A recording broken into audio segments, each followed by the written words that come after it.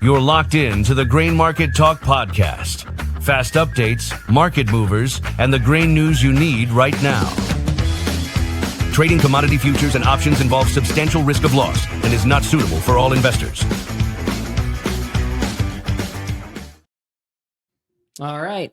Today is June 5th. I've got Jaden here with us today. How's it going, Jaden? It's going good, Mike. How about yourself? Awesome. We're going to talk about the grain markets. Now, I'm going to have Kate right away. We're just going to pull up a December chart of corn because that thing is nasty, Jaden. We've pulled off quite a bit in this December corn since putting in our highs around that 505, 506 type area here not so long ago in May. And now we have found ourselves right down about 446, 445 most of the day here. We've piled on really a lot this week, I would argue, as folks really started to trade the weather, it looked like. And we were at the World Pork Expo this week, and one of the reoccurring themes I found there was I talked with a lot of folks in key areas in Michigan, Northern Ohio, Illinois, and in Northern Indiana that were in some delayed planning type areas, nothing severe, but most of them all said the same thing, that almost everybody finished up probably about middle of this week on planning. And it seemed like right about that same time now, the markets have really flipped and started to trade weather. There's no planning delays. The entire Corn Belt is pretty much white without much drought activity going on. The crop seems progressing fine. Iran, we don't have anything substantial to lead the markets in a particular direction. So it seemed like corn and crude really pulled away from each other this week. Crude was really pushing corn around. This week, corn kind of said, screw it, I'm going to trade my own stuff, and that's lower. So what can you tell me about what you see in December corn right now, or the corn market futures in general, from technical price action, Jaden? Yeah, just looking at that chart, just the long-term support, I would say, is right where we kind of closed at today, around that 445 area. I really want that to hold here going forward, but like you said, did a lot of technical damage this week. Actually lost around 30 cents on the December corn contract this week. And a lot of guys' crop insurance kicks in around that 440 level. So hopefully this level holds here going forward. But right now, I think what we saw this week was just funds hitting the sell button. You know, they're sick of talking about that Iran news. They need fresh bullish news. And right now, with good weather and no China buying right now, it's going to be hard for them to buy. You got to feed a bull every day, and that's basically what we saw here on this pullback.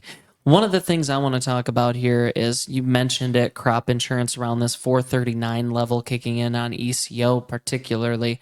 Now, this would be an interesting spot because there's a ton of chart support right around 440 on this contract, going all the way back, multiple levels, all the way back into like 2024. That this is pretty much benchmark base price on that chart. That's one way of looking at it. You've got crop insurance kicking in, and you have pretty strong support levels here historically on this contract right here. So keep that in mind in the first scenario. The second is seasonally. If you overlay this chart with a seasonal on 5, 10, 20, 30-year seasonals, it looks very close, especially to the last 2 years. Trade-wise, even level-wise, time-wise, it's very similar. We spike up and we start to sell off kind of this time of the year.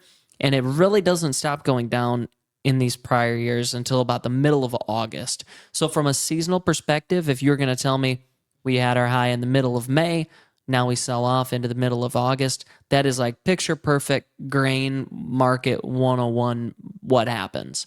So that's the seasonal aspect of it, is we put our high in May, we're going to, trade this thing a little bit lower into August seasonally. Then there's obviously the last thing to keep in mind, which I want guys to really remember, is why we put the positions on in the first place. We got well above 20, 30 cents above where crop insurance prices averaged, which is normally a good target spot to have. So crop insurance price is 462. Add 30 cents to that, 490s. That's usually a good rule of thumb to kind of target. It was pretty profitable levels if we get normal yields for a lot of folks right around that type of futures level as well with normal yields.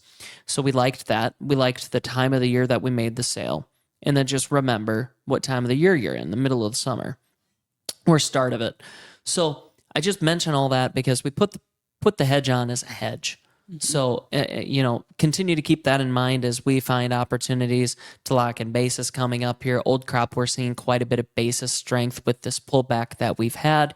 If this continues, maybe we'll see some strength on new crop in late summer on basis levels. If we don't see much of a futures bounce here the rest of the summer, there should be some pretty good basis opportunities later on in the summer for us to take advantage of before we truly realize how big of a crop we could have here potentially. So those are a few things I've been talking about. Weather is the core of maybe why we've made this sell-off, Jade. And what can you tell me about what weather we're seeing and what one we're supposed to have the next coming weeks? Yeah, over the past week, if you kind of look there as Cade pulls that up there, we received about 100% of our normal rainfall for the last week there.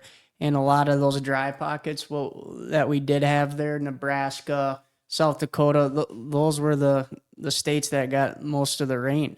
So that kind of put, as that western dryness was creeping into the Corn Belt, that kind of helped that. But looking forward here over the next week, looks like basically the whole Corn Belt's going to be covered with rain. And as we get into June and the crop's really coming up, that's pretty bearish on prices here. Well, rain means grain, and that precipitation anomaly map that you had there, that kind of sums up what I've learned at World Pork Expo. It was dry to the east, and that helped them finish up their planning time frame too. So kind of a picture-perfect map there to tell you, wrapped up some planning that was maybe a little delayed in the east and north, and then really the dry spots in the U.S. got the rain that it needed to. So pretty big move week over week on this corn market to some very strong support levels there. We'll see if they hold.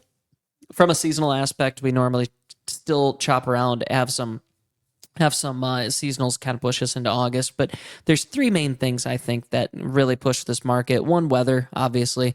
Two, the Iran situation yet just isn't over with.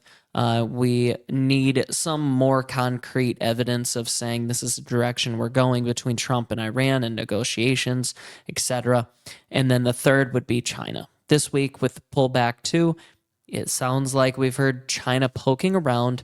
They've been buying milo, and now they're asking about some corn prices out and about for exports. So something to keep in mind there if they do step in and buy some corn from the United States, that would be quite friendly.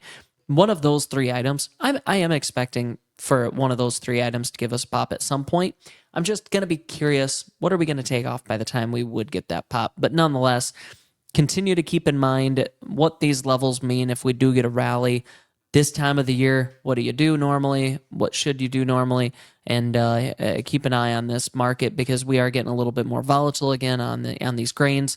Haven't seen these prices for quite some time. So a little bit of an exciting trade in the grain markets lately is something we haven't seen. Any other final thoughts from your end? Yeah, I think we should look at that stocks to use chart. So with today's or this week's, recent sell-off here, I think it's important to know where does this, sell-off make sense compared to fundamentals. So if you look at the 26-27 balance sheet for corn for the USDA, they're thinking around a 12% stocks to use ratio.